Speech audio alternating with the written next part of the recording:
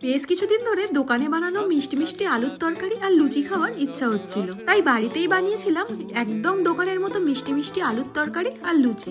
প্রথমে আলুর তরকারি বানানোর জন্য কড়াতে তেল গরম করে আদা বাটা আর টমেটো দিয়ে হালকা নেড়ে চেড়ে উপর থেকে কয়েকটা কাঁচা লঙ্কা দিয়ে ঢেকে আলু সিদ্ধ হতে দেব। এরপর আলু সিদ্ধ হয়ে গেলে স্বাদ মতো চিনি দিয়ে বেশ কয়েকটা আলুকে ভালো করে ভেঙে ঝোলের সাথে মিশিয়ে নেব। এবার ঝোলটা ঘন হয়ে গেলে উপর থেকে বেশ কিছুটা হিং ছড়িয়ে তরকারি ঢেকে রাখবো।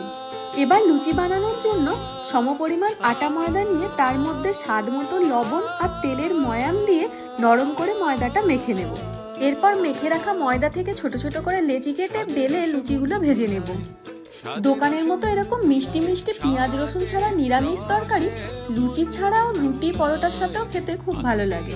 নিরামিষের দিনে একবার এইভাবে বাড়িতে বানিয়ে দেখবেন, কথা দিচ্ছি দোকানের তুলনায় কোনো অংশে কম হবে না।